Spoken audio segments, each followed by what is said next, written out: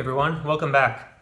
I know it's been a little while. I've been obviously dealing with a bunch of family stuff lately. If you've been watching my other videos, you know all about that. And if not, then okay. You don't have to follow along my life and all its ups and downs. You can just be here for the hands-on stuff. I don't mind. So anyway, getting back into it here. I got another auction acquisition, and I know nothing about it, but I'm been kind of curious since it's just been sitting here for 2 weeks now. If it even works, I don't know.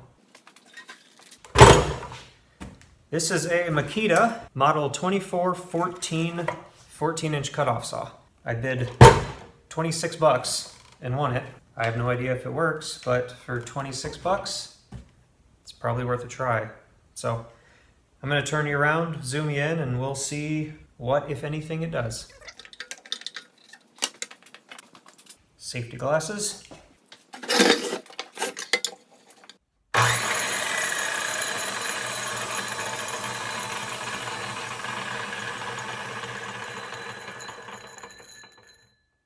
All right.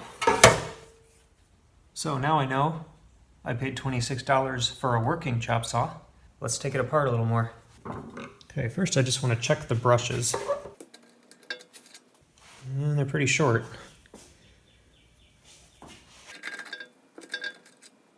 Yeah, that one's about the same.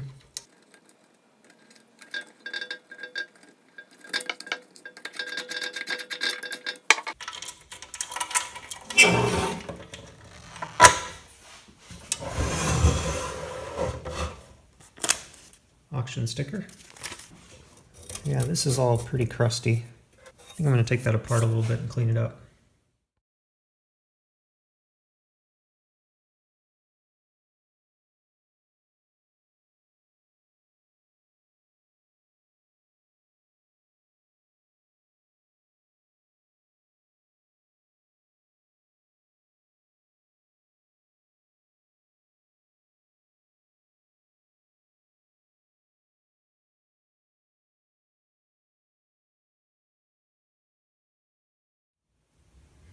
Okay, I've started taking this apart, and I found kind of a fun discovery.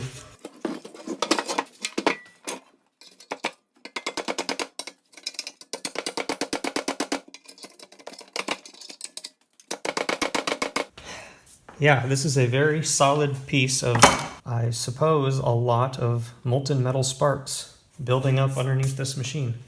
I think I'm going to need to get a hammer and a chisel.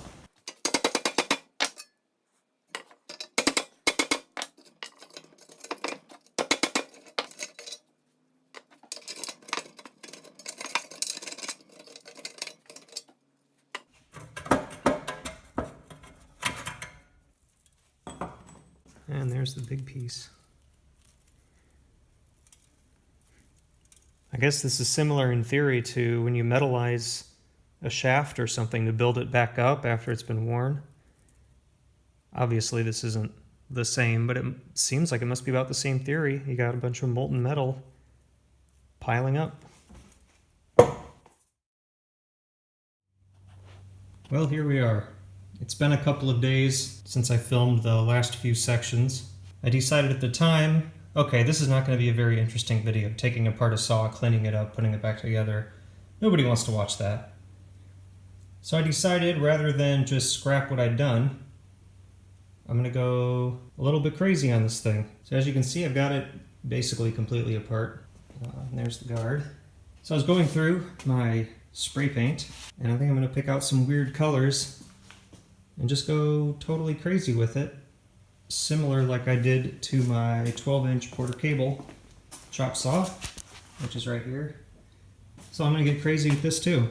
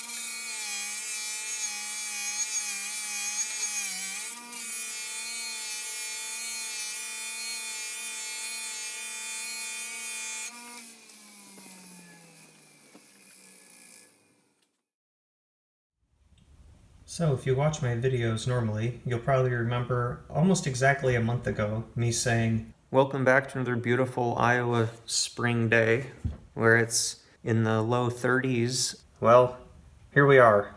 The shop feels like an icebox compared to outside, and it's 86 degrees in here. There is a heat advisory today, and it's the end of May.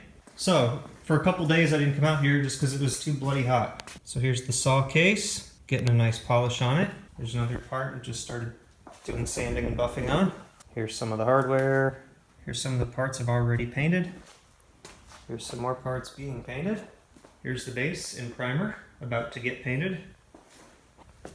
There's the blade guard, which this stripper is not doing a very good job on it. It must be an extra good coating. But that's pretty much it. So I'm going to resume the time lapse. Enjoy.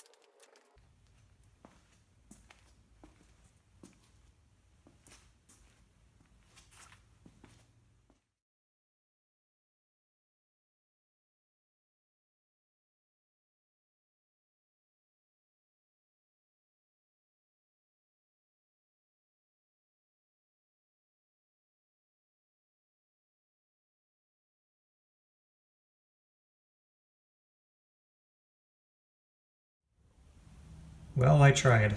I got a lot of painting done, some stripping, some polishing, but it just keeps getting hotter and hotter out here. And if I open the door, it's gonna get up even hotter. So I'm done for the day. It's too freaking hot. So I guess that might be the end of this video. Come back in part 2 when I finish this chop saw, because I'm going to need it for the next project I'm doing. So thanks for watching. Later.